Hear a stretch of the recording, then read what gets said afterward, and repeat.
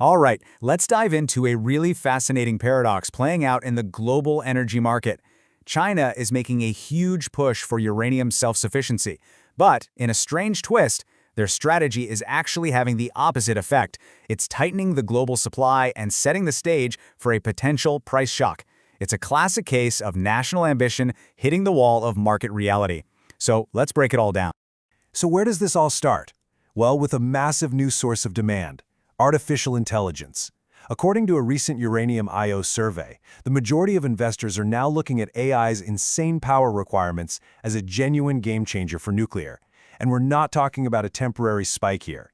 This is a new structural load on the grid. And frankly, nuclear is the only carbon-free power source that can handle that kind of constant baseload demand. Here's a quick look at our roadmap. We'll start with that AI power demand, then look at China's big domestic push. From there, we'll get into the fuel gap paradox at the heart of all this, see how it's creating a global deficit, and then talk about the path to higher uranium prices before we wrap up with the key takeaway for investors. Okay, so first up, let's really dig into this AI demand thing. We're talking about hyperscale data centers, and the amount of electricity they consume is just staggering. This isn't just a little more demand, it's an unprecedented, constant, 24/7 load on power grids all over the world. It's fundamentally changing how we need to plan our energy future. And that's the key distinction, right? This isn't cyclical demand that goes up and down with the economy. AI's hunger for power is structural. It's a permanent new feature of our energy landscape, and it's here to stay. This reality makes the long-term investment case for nuclear energy as an essential baseload power source incredibly strong.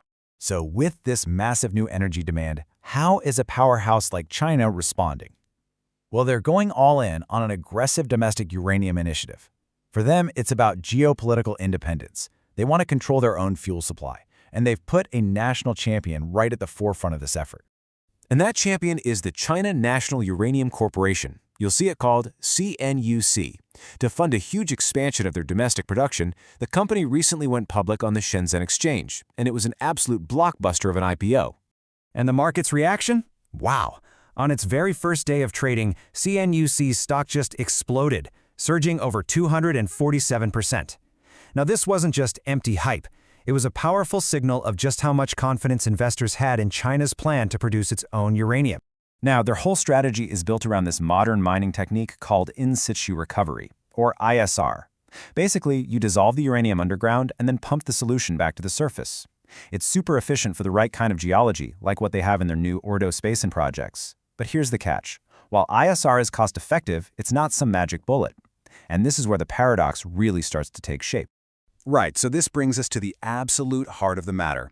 You'd think a successful IPO and new high-tech mines would solve the supply problem, wouldn't you? Nope. In fact, China's actions aren't solving anything. They're actually making the supply problem worse for the rest of the world. You just have to look at the numbers, and they are brutal. Best case scenario, China's new domestic projects might churn out around 3,000 tons of uranium a year. But their massive and growing fleet of reactors, it's projected to need closer to 23,000 tons annually. The gap, it's just enormous. Yeah, I mean, look at this. Their domestic production, even if everything goes perfectly, covers less than 15% of what their reactor fleet actually needs. This means that for all their talk about self-reliance, China now has to import around 20,000 tons of uranium every single year. They've paradoxically turned themselves into the world's most critical uranium import. And of course, this isn't happening in a bubble. China, having to buy that much uranium on the open market, puts a huge strain on an already tight global supply, and that creates powerful ripple effects for literally every other buyer out there. Just look at these projections from Sprott Asset Management. By 2026, the world is already facing a significant supply deficit of around 20,000 tons. So what do you think happens when you drop China's equally large 20,000-ton import need right on top of that? The situation gets critical fast. And you have to remember, for China, this isn't just about keeping the lights on. They stated it right there in their own IPO prospectus. Their mission is explicitly tied to national defense. That elevates their uranium buying from a simple economic need into a matter of national security, adding a powerful, non-negotiable urgency to their whole strategy. Sprott has a great term for this environment, a two-speed market. On the surface, you see some short-term price volatility, which can be misleading. But underneath, the long-term fundamentals are incredibly bullish. Utilities have been delaying signing new long-term contracts, but they can't kick that can down the road forever. A massive catch-up trade is coming when they are all forced back into the market to secure their future supply. So all of this naturally leads us to the question of price.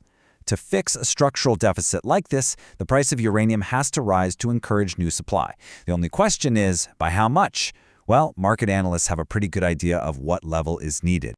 A recent survey of over 600 investors shows that more than 85% are anticipating higher prices by 2026.